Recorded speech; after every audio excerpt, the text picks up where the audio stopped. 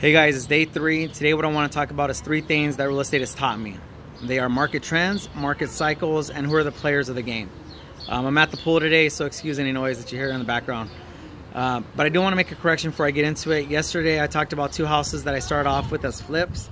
The first one I did buy for $120,000, and I said I sold it somewhere in the 300s. That was incorrect. I looked it up on public records, and I actually sold that house for $236,000.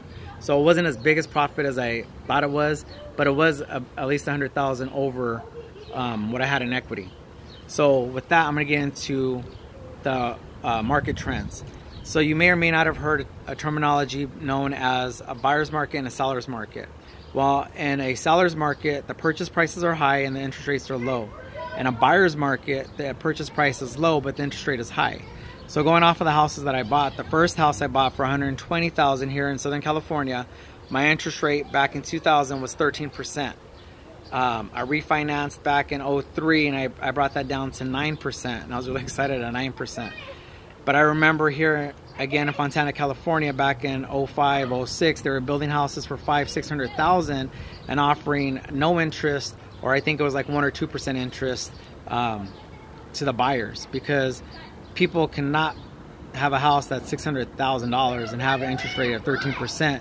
Their mortgage would just be too much for them to pay. So in a seller's market, the seller has control. They can say whether they want to pay any concessions. They can say if they want to do any repairs other than what's needed to sell the property.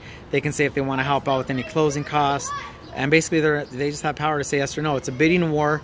People are out bidding their houses up more than what it's assessed for. So the house may not even necessarily be worth what the borrowers are going to pay for it.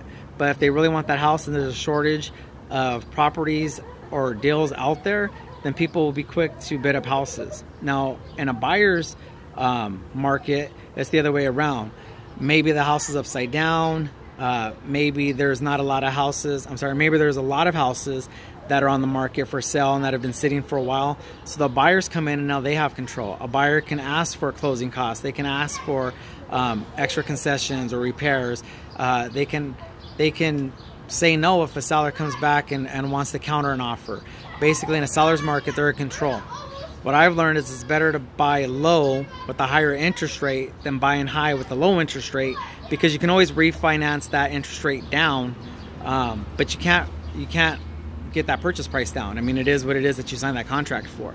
Now, with the exception of what I've seen between 07 and I believe it was like 13, where because there were so many houses that were upside down because of the market crash of 07, 08, banks, lenders, the government, people were trying to do things to help out borrowers. So they did programs, they did bailouts, they started reenacting the short sales, they were doing reverse mortgages, basically anything they could to help the borrower stay in the house instead of having a bunch of empty houses that were boarded up and just vacated.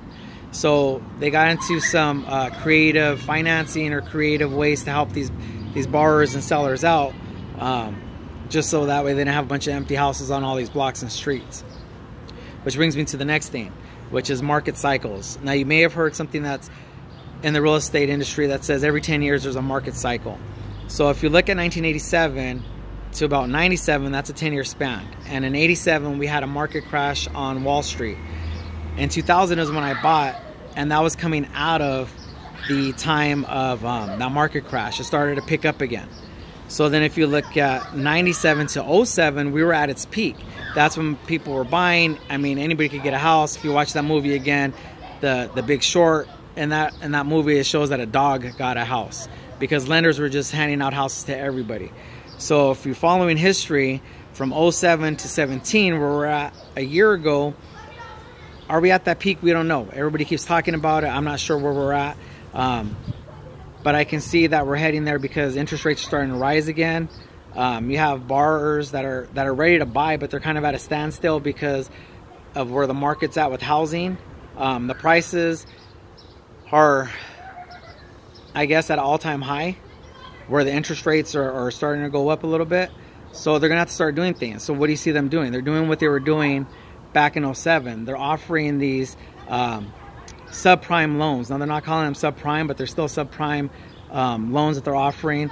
They're offering 100% financing. I believe if you have a 550 credit score, you can get a house nowadays.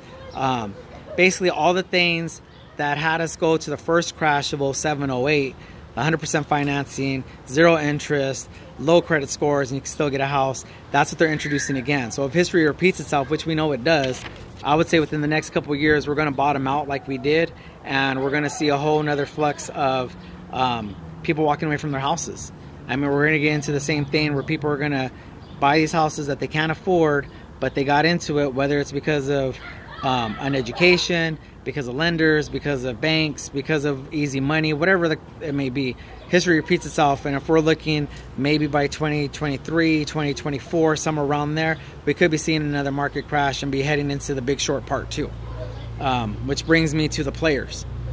If you see an influx of lenders, banks, realtors, that's when you see that we're at the peak. And right now I see an influx of all these industries, which is not bad. I mean, it's good for people to get into these jobs, and they want to do good and help.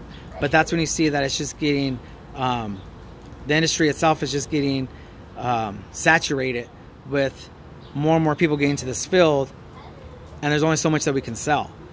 So who is the one who's always staying on top? It's the banks. The banks never lose. They have a clause that's called GAP, G-A-P-P, and basically what it means is that for every 100 loans that they make, they know that 5% or more is not going to be paid back. They already know that half these, or I'm sorry, not half, but a few of these loans are going to be defaulted, so they're covered on that part. So what happens with the banks is, knowing that, then they can take the loss and they can write that loss off as a tax deduction, and they still come out ahead. So what have I decided to do? I've decided to become the bank. In doing notes and buying toxic mortgages or toxic loans from good people, Scott Carson says it all the time, we're not looking to rehab the property, we're looking to rehab the note or rehab the borrower. We're looking to help these people out to stay in their homes that they may have gone into at a bad time or a bad situation, or maybe they didn't know the whole details. I don't know what the situation may be, but they got into it, and people lose their jobs, they go through a divorce, they get sick, there's a death in the family, whatever it may be. Now they're in this loan and they haven't paid, and it's gone to default, or it's a non-performing note for the bank. So I'm able to go in there and buy these notes. And so I realized that the banks never lose, and that's the part of the side that I want to be on. So when becoming Paper Assets Group LLC, that's what we're doing. We're becoming the bank. We're coming in there, we're helping out these borrowers. We're able to come in there and do things that the regular banks can't, because their hands are tied with all the paperwork and whatever they have. But as we take these loans over, we take these notes over, we're able to work with the borrowers, get them back performing, get them back on their feet, and get them back, so that way we can kind of just help them out. So those are my 3 things today: market trends, market cycles, and who the players are. Know your market, what you're in. Look out for the signs of the cycles that are coming in and coming out of, and then just position yourself to be in the correct spot for when the next cycle hits. You know, do you want to be the one who's packing up and walking away from the house, or do you want to be the one who's in the position to help those people? I look forward to tomorrow, guys, and I'll see you on day 4.